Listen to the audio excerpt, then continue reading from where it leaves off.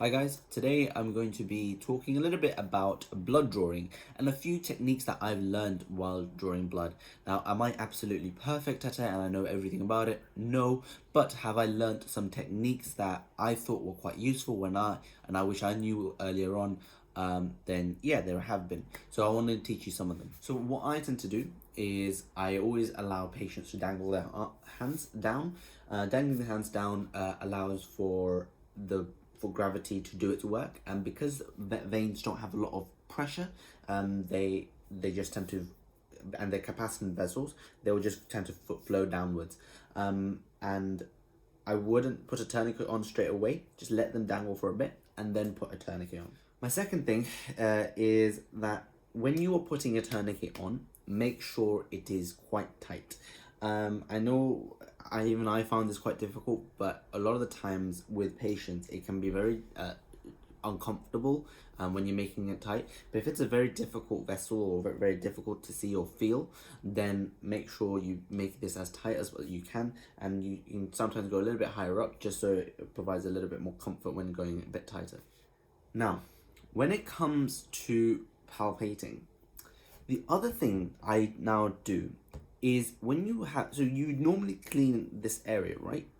I would just, I would actually just palpate just above the vessel, just so I know I'm generally in the right area. So I'm not going to palpate of the actual area that I'm going to insert my needle in, because that's aseptic, but just above it, I might just palpate, just so I know I'm going to be generally in the right area.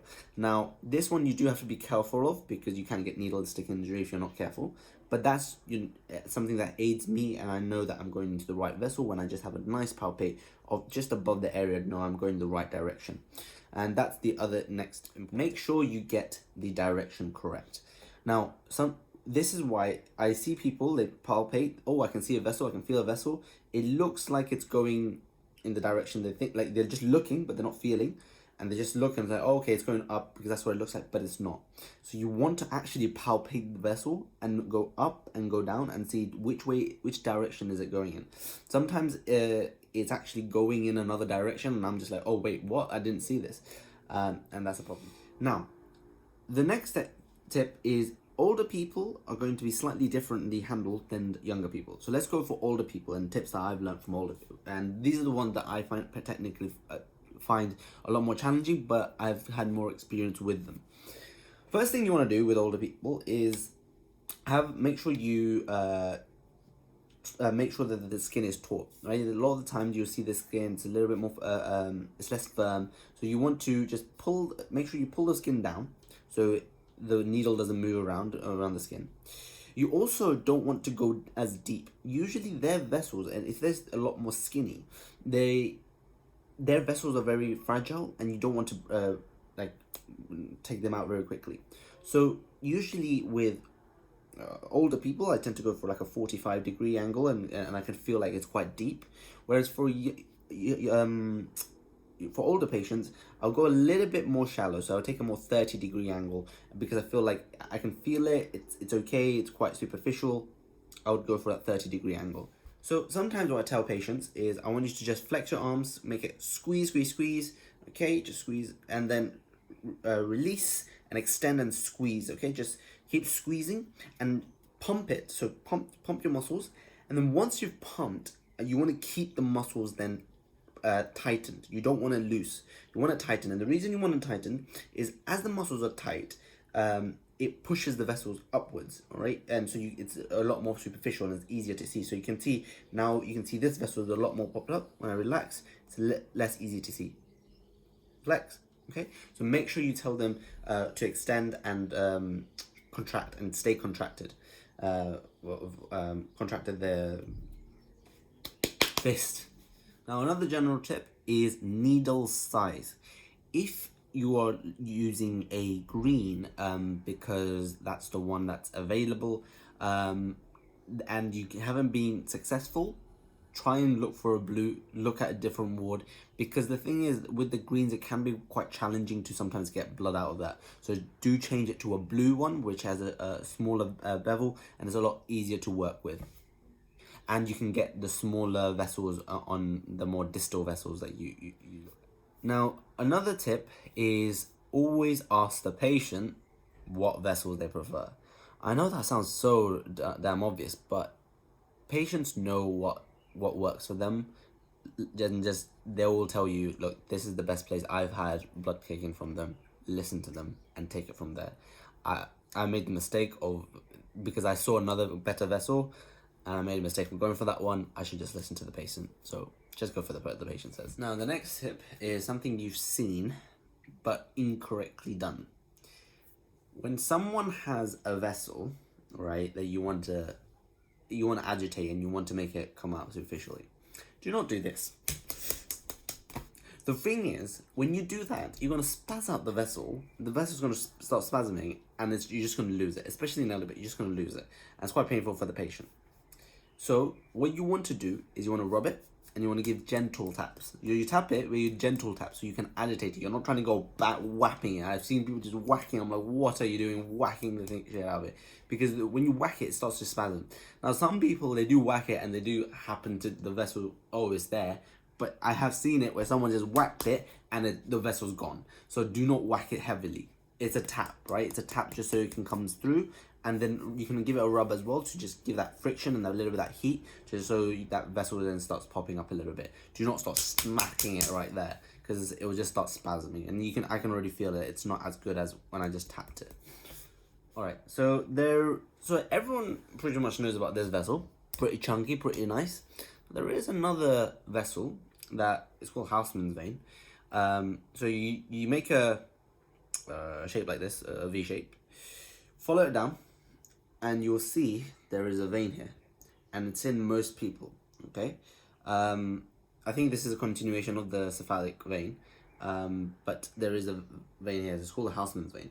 So use this as one of your means of getting blood. I have used this, and a lot of anaesthetists will use this as well. It's the cheeky vein that people don't always know about, because everyone knows about this one, and even plebs know about this one. Now, if you're going to go for one of these bad boys, it's use a smaller needle. Do not use the green on this. I personally have not had any success with the greens. Always use blue, and make sure you look at if they are converging somewhere. Go higher up. Okay, so if it's converging, so you can see here, I'd rather go for, if it's converging, then, like, can you see this one breaking apart? This is not a great place to go for. But okay, so you can see this one actually here.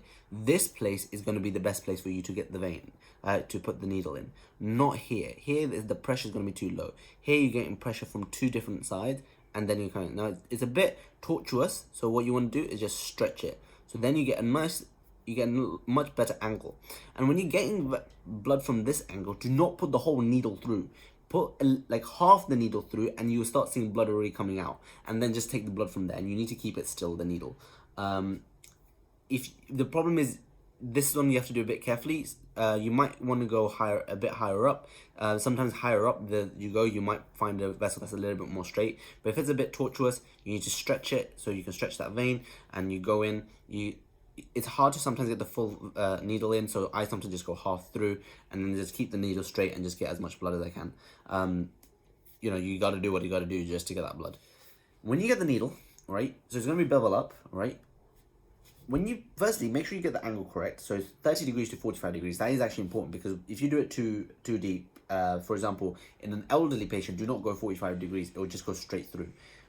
Try to go more like a 30-degree angle. So once you go through, what you want to not do is keep going. So as soon as you see the flashback, stop, right? And then what you want to do is put the needle down, right? Because if you keep going, what will happen is, let's say this is the vessel. Okay, this looks a bit wrong, but when you go through it, you tear through the vessel, right? You just tear through it. You don't want to do that. What you want to do is you want to go in, right? You start seeing the flashback, you want to push it up. The bevel is not going to then tear the top bit off, because you can try it. You can do this on the bevel side up. You won't scrape your hands, right? Whereas if you do it on the other side, you will actually nick your hands, right? So that's why you do it bevel up, because the bevel thing won't actually damage you. If you scrape get a needle. maybe be careful with this, but if you get a needle, do it sideways and do a bevel side up. It won't actually damage like the table or anything. But if you do it the other way, it'll start scratching everything. Okay, so make sure you get it beveled up and then push it up. All right, do not keep going in. That's why I did, and that was the wrong thing to do. So do not do that. So sometimes clinicians might use some techniques that, you know what, I've probably, it's not something you'll see in standard practice, and you don't intend to need to use these are like very, very difficult patients. But what sometimes we can use is a hot compress, just putting some heat there, and then allowing that vessel to like come up and become a bit more superficial, and it can really help sometimes. That's something I've seen me. There is a interesting technique that I once learned, and it was actually through YouTube, and I told one of the doctors, can I try this technique on one of the patients? And the doctor would have to supervise you doing this, but some doctors do know about this technique. So essentially what you do is you get a small a high gauge needle, like a blue gauge, so 22, which has a smaller diameter. So you want to then, what you do is you get the patient, so normally you take blood this way, right?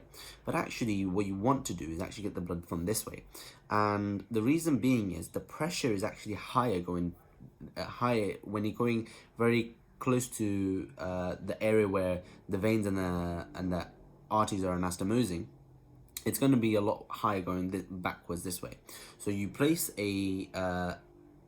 so this vessel, you wouldn't normally go this way, but if you go this way using that cannula, you get a lot better access for blood.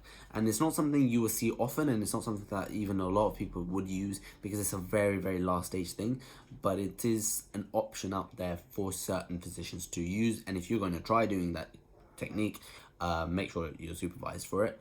But it is an interesting technique that some physicians know about, and if you put it up to them, they might be like, actually, do you know what, try that out, it might be quite useful. Hopefully you found that informative, so make sure you give us a thumbs up and subscribe, and I'll see you next time. Bye bye.